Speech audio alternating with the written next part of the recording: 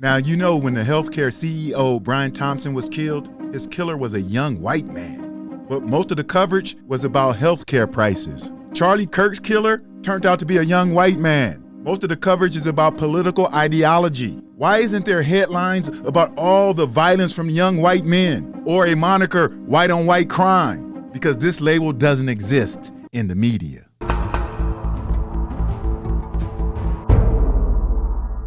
In August 2025, a story broke that captured the headlines across the country. A shocking, brutal, and deeply upsetting murder.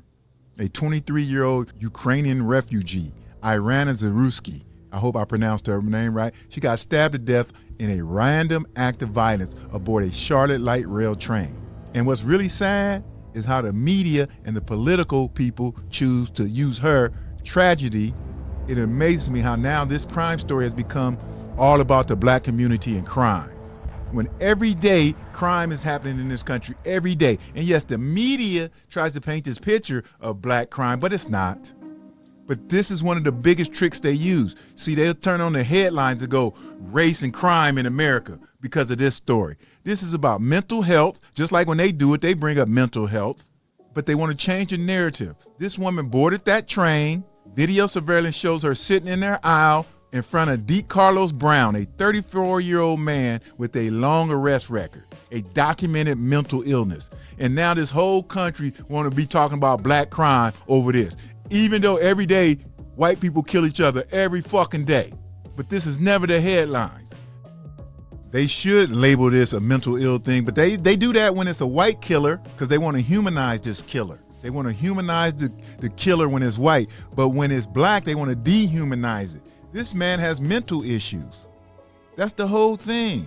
This is about transit safety and mental health intervention, not about black people. But they've stereotyped us so much, dummies in this country believe every time. But you could see this case. This case is a prime example of how they do it. They take a heinous crime and spread all the headlines across the country and then talk about race, instead of just keeping it specifically about this country. Siobhan Bryan, it was 2 weeks ago today that this woman, Iryna Zarutska, a Ukrainian refugee, was killed while riding the light rail in South Charlotte. Since that time, there have been several questions about what happened, why it happened, and could it have been prevented. When those 4 white students got murdered in Idaho, the killer was a white man named Brian Koberger. Did anybody say anything that this proved that the white culture people kill? White people get killed every day in this country, B. The majority of mass shootings are white men. Of all the female teachers who rape students, the majority are white females. But this isn't connected to white culture. It's covered as an isolated crime. This happens every day in this country when it comes to this. And when it comes to murder, 80% of white victims are killed by white offenders. 86 to 87%. And with black people, violence on violence crime is usually within the race. But you never see this moniker, white on white crime. You do not see it. And it's sad. Why don't we see white on white crime monikers? We don't. Crime is covered differently. It stays isolated when it's a white tragedy. But when it's black, it becomes all about the black community. And this has got to stop.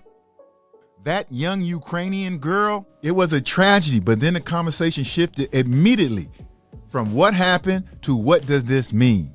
All over the media, they was framing this into racial narratives, using this political spin to paint this picture, to talk about all white people being harmed by black people. Within days, the right-wing outlets began using the crime as a proof for Democratic-run cities have gone soft on crime. America was built on crime. It's always been this way. But what has happened to America is that media has learned how to manipulate crime and use it to their advantage, the rich man's advantage.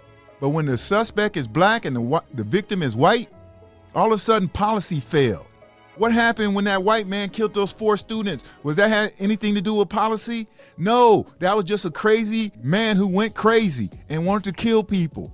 That is what happens in this country. But instead of keeping that the focus, you want to make a big deal out of this. And it's sad because her family probably really hurting right now. But this is painted. They always take isolated incidents, especially when the suspect is black. The only time they really do it when it's a white person killing a black person is when it's a police officer. And the only reason why they do that is because they can stereotype the suspect as a criminal. But for the most part, they rarely talk about everyday, regular black people. There's so much crime going on in white communities, meth communities, trailer parks, but we don't talk about white trash. The only time they talk about white crime is this rich people is involved. Like with this Kohlberger, killed 4 students back in Idaho back in 2022. And you know what they did? They focused on his criminology studies. They focused on his creepy online behavior, but not one time did they say this is a white-on-white crime and put it into a category.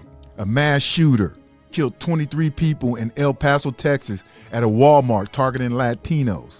Discussion came about extremeness, gun control, not a sweeping indictment of white America.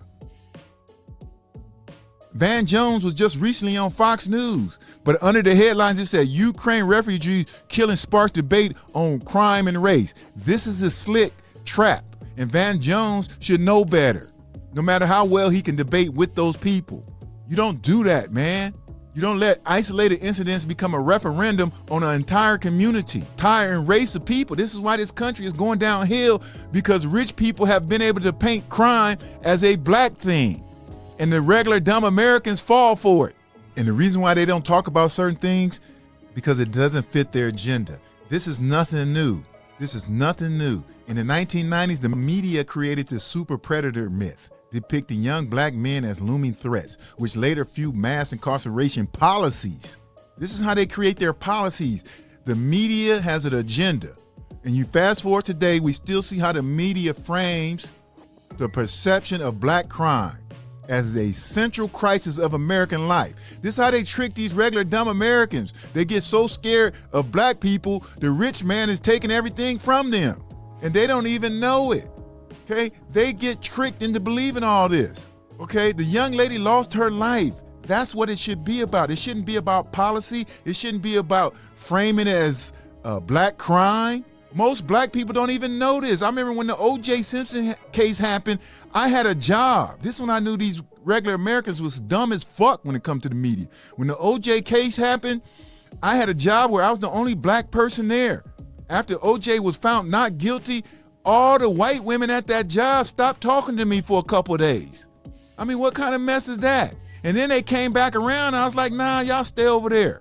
And then they want to say, Cyrus has an attitude. No, I just seen your true colors. See, because you're too stupid to understand stereotypes. Most Americans too stupid and dumb. That's why 5% of this country stay rich, while the other 95% stay stuck on stupid.